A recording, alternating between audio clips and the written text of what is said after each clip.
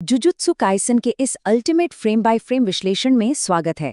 आज हम उस 60 सेकंड के खूंखार महासंग्राम को डीकोड करने वाले हैं जिसने पूरे माहौल को पलट कर रख दिया। दुनिया के सबसे शक्तिशाली सॉर्सरर्स और कर्सेस की ये कोई आम लड़ाई नहीं है, बल्कि ये एक परफेक्ट मास्टर क्लास है कि एक्शन और जज्बात एक साथ कैसे काम करते हैं। ठीक है, आइए इसमें गहराई से उतरते हैं। एक पल के अंश में किसी लड़ाई का रुख कैसे पूरी तरह पलट सकता है। ये एक्शन कोरियोग्राफी सिर्फ मुक्कों और किक्स के बारे में बिल्कुल नहीं है। हर एक पैंतरा सीधे तौर पर कहानी के खतरों को दर्शाता है। जब बात जीवन और मृत्यु की हो तो एक सिंगल सेकंड भी हार और जीत तय कर देता है। भाग 1, the tactical pursuit, relentless pressure, यानी सामरिक पीछा और वो लगातार बना हुआ दबाव। और ये दबाव आखिर बनाया कैसे जाता है? ऑल्टर्ड बूगी बोगी के जरिए। टोडो की इस शानदार स्पेस मैनिपुलेशन रणनीति को देखिए। खेल के मैदान में एक फुर्तीले खिलाड़ी की तरह उस सुकूना जैसे ताकतवर दुश्मन को कोई भी ठोस आधार बनाने ही नहीं दे रहा है। वो लगातार अपनी जगह बदल रहा है, जिससे सुकूना के लिए जवाबी हमला करना लगभग नामुमकिन हो जाता है। चलिए आगे बढ़ते हैं और देखते हैं कि ये कैसे और भयानक होता जाता है।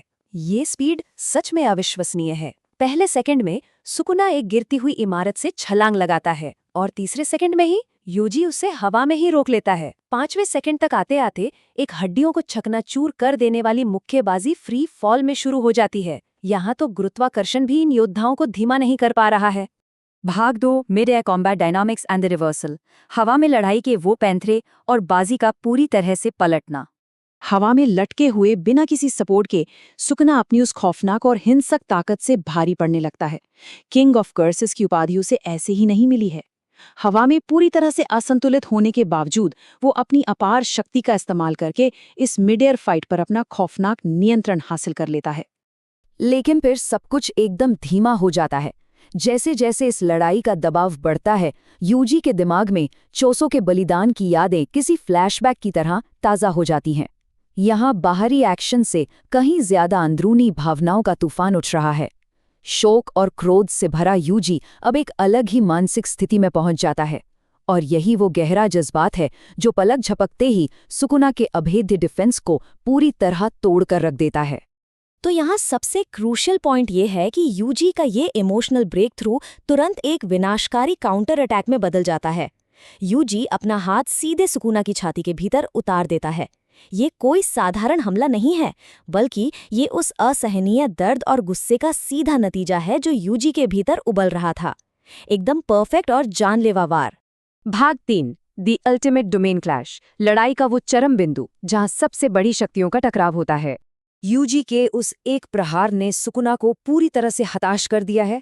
इतनी हताशा कि सुकुना अपना सबसे खौफनाक हथियार मलेवोलेंट श्राइन तैयार करने पर मजबूर हो जाता है।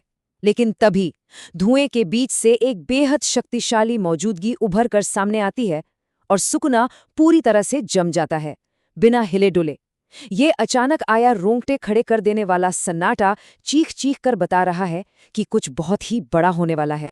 धुएं के छटते ही सबसे मजबूत जादूगर गोजो सतोरू बाहर आता है। इस नाम में ही एक अलग वजन है।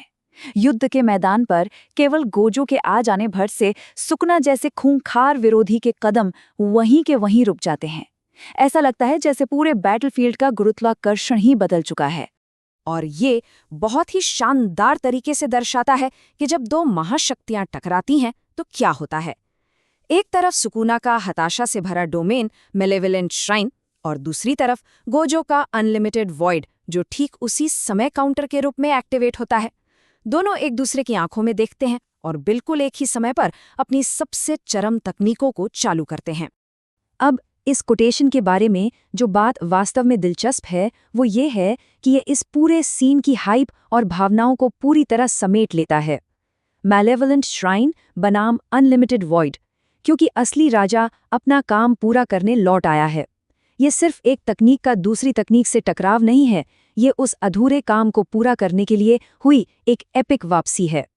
जैसे ही ये दोनों डोमेन आपस में टकराने के लिए तैयार होते हैं, ये पूरी लड़ाई एक बहुत ही गहरा सवाल छोड़ जाती है।